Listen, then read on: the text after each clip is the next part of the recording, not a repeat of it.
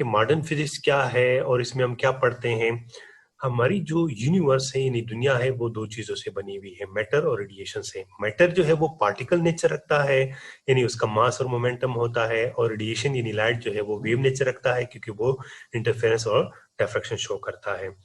लेकिन 1900 के बाद कुछ ऐसे एक्सपेरिमेंट्स हुए जिसमें मैटर ने वेव नेचर जो है वो शो किया। फॉर एग्जांपल इलेक्ट्रॉन डिफ्रैक्शन, यानी इलेक्ट्रॉन जो कि पार्टिकल है उसने डिफ्रैक्शन शो किया, और डिफ्रैक्शन वेव फिनोमेना है, तो इसका मतलब है कि इलेक्ट्रॉन जो है वो वेव नेचर रखता है, यानी मैटर जो है वो वेव नेचर रखता है।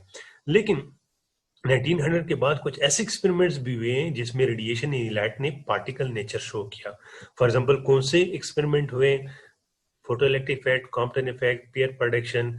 इसमें ये देखा गया कि रेडिएशन पार्टिकल नेचर रखते हैं, यानी लाइट जो है वो पार्टिकल्स की तरह बिहेव कर रहे हैं। अब 1900 से पहले जो क्लासिकल फिजिक्स थी वो मैटर के पार्टिकल नेचर को कंप्लीटली एक्सप्लेन कर रही थी। फॉर एग्जांपल न्यूटन लॉज जो है वो इसको कंप्लीटली एक्सप्लेन कर रहे थे। और इसी तरह क्लासिकल इलेक्ट्रोडायनेमिक्स जो है वो रेडिएशन यानी लाइट के वेव नेचर को कंप्लीटली एक्सप्लेन कर रहे थे। अकॉर्डिंग टू मैक्सवेल, जो मैक्सवेल इक्वेशंस हैं, according to Maxwell light electromagnetic wave है और इसलिए ये इंटरफेरेंस और डिफ्रैक्शन शो करते हैं। लेकिन जो क्लासिकल फिजिक्स थी वो मैटर के वेव नेचर और रेडिएशंस के पार्टिकल नेचर को एक्सप्लेन नहीं कर रहे थे। तो मैटर के वेव नेचर और रेडिएशंस के पार्टिकल नेचर को एक्सप्लेन करने के लिए हमें न्यू लॉ और नए कंसेप्ट जो है उसकी जरूरत पेश आई। तो इस न्यू फिजिक्स को हम मॉडर्न फिजिक्स बोलते हैं। इसका मतलब है कि मॉडर्न फिजिक्स में हम मैटर के वेव नेचर और रेडिएशंस के पार्टिकल नेचर को डिस्कस करेंगे। यानी modern physics is the study of particle nature of light and wave nature of matter. यानी मॉडर्न फिजिक्स में हम लाइट के पार्टिकल नेचर को डिस्कस करेंगे, यानी उन एक्सपेरिमेंट्स के बारे में डिस्कस करेंगे जिसमें लाइट ने पार्टिकल्स की तरह बिहेव किया है, और फिर बाद में हम ये डिस्कस करेंगे उन एक्सपेरिमेंट्स को या उन चीजों को डिस्कस करेंगे जिसमें मैटर ने वेव नेचर शो किया है। तो यानी ये भी डिस्कस करेंगे कि मैटर अगर वेव है तो ये कौन सी वेव है, इसमें किस चीज की एसिलेशन होती है, क्योंकि हर वेव में किस चीज की एसिलेशन होती है। अब लाइट जो है वो पार्टिकल की तरह कब बिहेव करता है? लाइट जब छोटे पार्टिकल्स के साथ इंटरेक्ट करता है तो ये वेव की तरह इंटरेक्ट नहीं करता बल्कि पार्टिकल की तरह इंटरेक्ट करता है। जिस तरह इलेक्ट्रॉन है तो photo electric effect, Compton effect में हम ये देखेंगे कि लाइट जब इलेक्ट्रॉन के साथ इंटरेक्ट करता है तो वो पार्टिकल की तरह इंटरेक्ट करता है, ठीक है, यानी वो वेव की तरह इंटरेक्ट नहीं करता। पार्टिकल नेचर क्या है? पार्टिकल की ये प्रॉपर्टीज होती है कि पार्टिकल का मोमेंटम होता है, मास होता है, यानी वो स्ट्रेट पाथ के ऊपर मूव करता है और एक पॉइंट को हिट करता है और सारी की सारी एनर्जी एक पॉइंट को देता है। यानी इसमें एनर्जी और मोमेंटम बंडल्स में कंसंट्रेटेड होते हैं। जो वेव नेचर है यानी वेव की क्या प्रॉपर्टी है? तो वेव की वेवलेंथ होती है यानी फ्रीक्वेंसी होती है, और वो स्प्रेड होती है, वो सरफेस के साथ टकराती है और एनर्जी सरफेस को देती है, पॉइंट को नहीं देती पार्टिकल की तरह। यानी इसमें एनर्जी जो है और मोमेंटम यूनिफॉर्मली जो है वो फ्रंट के ऊपर डिस्ट्रीब्यूट होती है। अब अगर लाइट वेव है तो वो सरफेस के साथ टकराएगी और सरफेस को एनर्जी देगी। लेकिन फोटोइलेक्ट्रिक इफेक्ट और कॉम्पटन इफेक्ट में हम ये देखेंगे कि वहां पे लाइट जो है वो सरफेस के साथ नहीं टकराती बल्कि एक पॉइंट के साथ टकराती है और सारी की सारी एनर्जी एक पॉइंट को देती है यानी इलेक्ट्रॉन को देती है। तो इसका है कि वहां पे लाइट पार्टिकल्स की तरह बिहेव कर रहे हैं। अब क्लासिकल फिजिक्स में लाइट का क्या कंसेप्ट है पहले इसको हम डिस्कस करते हैं, और ये पहले भी आप लोग पढ़ चुके हैं ईएमटी में, ऑप्टिक्स में, तो इसलिए इनको मैं सरसरी डिस्कस करूंगा।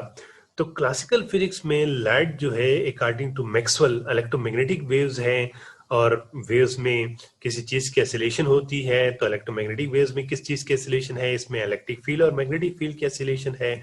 और ये लाइट जिस डायरेक्शन में जाती है इलेक्ट्रिक फील्ड और मैग्नेटिक फील्ड इसके परपेंडिकुलर ऑसिलेट करते हैं।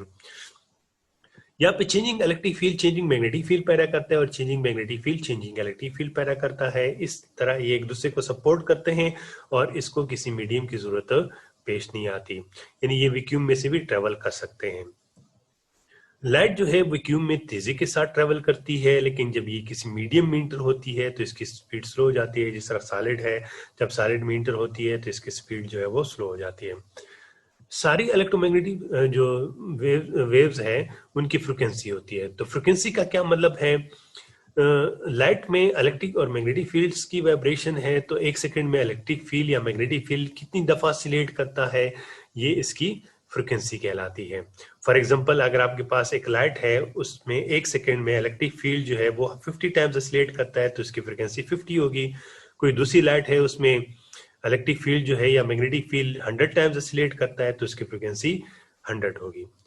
अब जो जिस लाइट में इलेक्ट्रिक और मैग्नेटिक फील्ड की ऑसिलेशन तेज होती है, उसकी फ्रिक्वेंसी ज्यादा होती है, और जिसमें इलेक्ट्रिक फील्ड के या मैग्नेटिक फील्ड की ऑसिलेशन स्लो होती है, तो उसकी फ्रिक्वेंसी कम होती है।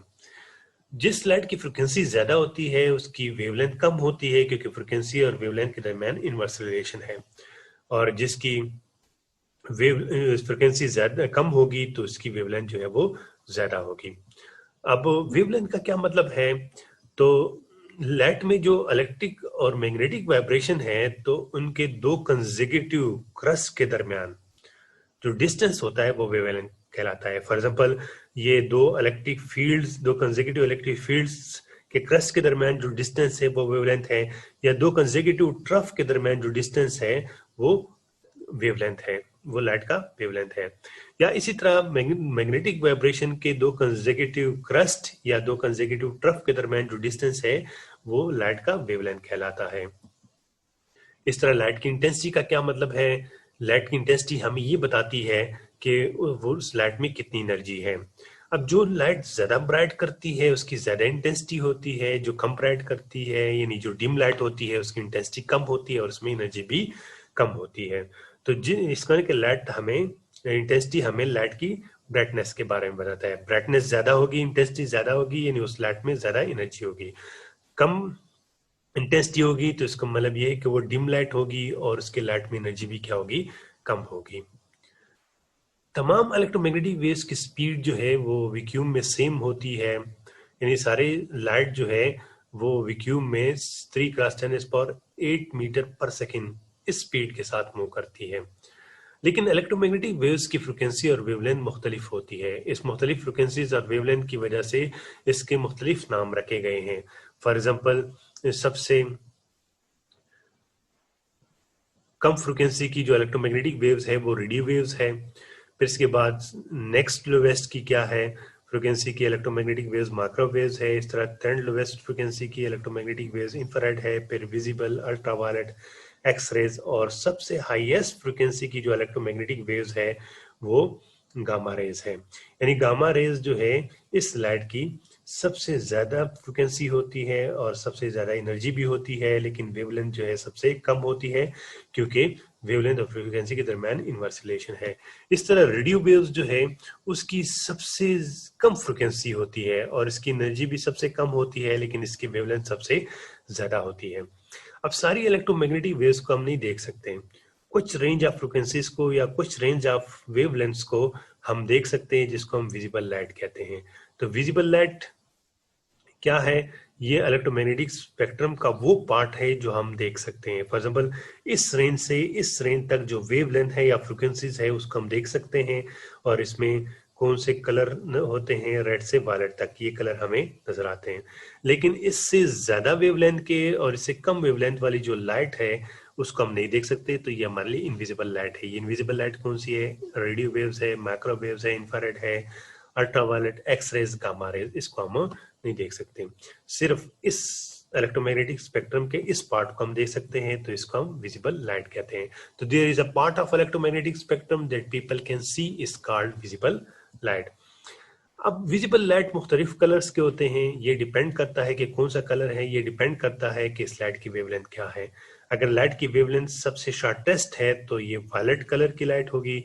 अगर लॉन्गेस्ट वेवलेंथ है तो ये रेड कलर की लाइट हमें नजर आएगी। सन से जो लाइट आती है या बल्ब से जो लाइट आती है वो व्हाइट लाइट होती है, और white light is a combination of 7 colours. For example, prism में से जब व्हाइट लाइट गुजरती है तो वो 7 कलर्स में स्प्लिट हो जाती है। इसका मतलब है कि व्हाइट लाइट में 7 कलर्स हैं। या जो रेन ड्रॉप्स, जो बारिश के बाद जो रेन ड्रॉप्स हवा में मुअल्लिक होते हैं, तो उससे जब सनलाइट पास होती है तो वो 7 कलर्स में स्प्लिट हो जाती है, तो हमारे पास जो है आसमान के ऊपर रेनबो बन जाती है। जो ऑब्जेक्ट हमें क्यों नजर आते हैं, तो वो ऑब्जेक्ट जो लाइट रिफ्लेक्ट करता है तो वो हमें ऑब्जेक्ट उस तरह नजर आता है। फॉर एग्जांपल, ये हमारे पास एक पत्ता है, उसके ऊपर व्हाइट लाइट पड़ती है तो ये ग्रीन लाइट को रिफ्लेक्ट करता है, बाकी सारे कलर्स को ऑब्जर्व करता है। तो इसलिए ये चूंकि ग्रीन को रिफ्लेक्ट कर रहा है और ग्रीन हमारी आंख में आ रही है, तो इसलिए ये पत्ता हमें ग्रीन नजर आता है। इस तरह ये बाल हमें रेड क्यों नजर आता है, क्योंकि उसके ऊपर व्हाइट लाइट पड़ती है तो बाकी सारे कलर्स को ऑब्जर्व करता है। ये सिर्फ रेड वेवलेंथ को रिफ्लेक्ट करता है, तो हमारी आंख में रेड वेवलेंथ आती है, तो इसलिए हमें ये रेड कलर का नजर आता है। इस तरह ये हमें व्हाइट क्यों नजर आता है, क्योंकि इसके ऊपर जितनी लाइट्स पड़ती है ये सारी की सारी लाइट रिफ्लेक्ट करता है और कम्बिनेशन ऑफ ऑल कलर्स से व्हाइट लाइट बनती है, तो इसलिए ये बाल हमें व्हाइट नजर आता है। ये हमें ब्लैक क्यों नजर आता है, क्योंकि इसके ऊपर जितनी लाइट पड़ती है सारी की सारी कलर को ऑब्जर्व करता है, कोई लाइट को ये रिफ्लेक्ट नहीं करता, तो हमारी आंख में कोई लाइट नहीं आती, तो इसलिए ये हमें ब्लैक नजर आता है, क्योंकि absence of all colours is called black. क्योंकि ये कलर्स को ऑब्जर्व कर रहा है तो इसलिए ये हीट प्रोड्यूस करता है और ये हीट अप हो जाता है। अब एक बॉडी वही कलर इमिट करता है जो उसने ऑब्जर्व की होती है। फॉर एग्जाम्पल, अगर इस रेड को मैं हीट करूंगा तो ये सारे कलर जो है वो इमिट करेगा, क्योंकि इसने ये सारे कलर ऑब्जर्व किए हुए हैं। रेड के अलावा ये बाकी सारे कलर जो है वो इमिट करेगा, क्योंकि बाकी सारे कलर जिसने ऑब्जर्व किए हुए हैं। लेकिन ये हमें उस कलर का नजर आएगा जो ये ज्यादा कलर इमिट करेगा। फॉर एग्जाम्पल, इसको मैं हीट करता हूं तो ये अगर ग्रीन ज्यादा इमिट करता है, ठीक है, तो ये हमें ग्रीन नजर आएगा। फॉर एग्जाम्पल, इसको मैं तंदूर में डालता हूं तो ये रेड के अलावा ये बाकी सारे कलर्स इमिट करेगा, लेकिन अगर ये ग्रीन ज्यादा इमिट करता है तो ये मुझे ग्रीनिश नजर आएगा। इस तरह अगर इसको मैं हीट करता हूं तो ये कोई कलर इमिट नहीं करेगा। क्यों? क्योंकि इसने कोई कलर ऑब्जर्व नहीं किया हुआ है। तो जब मैं इसको हीट करूंगा तो ये कोई कलर इमिट नहीं करेगा, तो ये मुझे ब्लैक नजर आएगा। जिस तरह व्हाइट पेपर है, जब इसको मैं तंदूर में डालता हूं तो वो ब्लैक हो जाता है। ब्लैक क्यों हो जाता है? क्योंकि वो कोई कलर इमिट नहीं करता। इस तरह अगर इसको मैं हीट करूंगा तो इसने सारे कलर ऑब्जर्व किए हुए हैं, तो ये सारे कलर्स अपॉन हीटिंग इमिट भी करेगा। जब सारे कलर्स इमिट करेगा तो ये मुझे व्हाइट नजर आएगा। ठीक है, तो ब्लैक चीज को अगर मैं तंदूर में डालता हूं तो वो व्हाइट हो जाएगा। इस तरह ये पत्ता है या ग्रास है, तो इसने ग्रीन के अलावा सारे ऑब्जर्व किए हुए हैं। जब इसको हम गर्म करेंगे तो हमें ये सारे कलर्स इमिट करेगा और ये हमें उस कलर का नजर आएगा जो ज्यादा ये कलर इमिट करेगा। फॉर एग्जाम्पल, जब मैं ग्रास को इसमें ग्रास जो ग्रीन होता है तो इसने ग्रीन को रिफ्लेक्ट किया हुआ है। जब इसको तंदूर में डालता हूं तो ये मुझे रेड सा नजर आता है। क्यों रेड सा नजर आता है? इसका मतलब है कि ये रेड ज्यादा इमिट कर रहा है, तो इसलिए ये हमें रेडिश सा नजर आता है। इस तरह अगर गुलाब है वो रेड है, अगर इसको मैं तंदूर में डालता हूं तो ये रेड के अलावा बाकी सारे कलर्स को इमिट करेगा, क्योंकि सारे कलर्स हम ऑब्जर्व किए हुए हैं। लेकिन ये गुलाब अगर मुझे ग्रीन नजर आता है, इसका मतलब कि ग्रीन ये ज्यादा इमिट कर रहा है। तो इसका मतलब कि एक ऑब्जेक्ट हमें दो चीजों की वजह से नजर आता है, एक वो जो लाइट रिफ्लेक्ट करता है या वो जो लाइट ये इमिट करता है।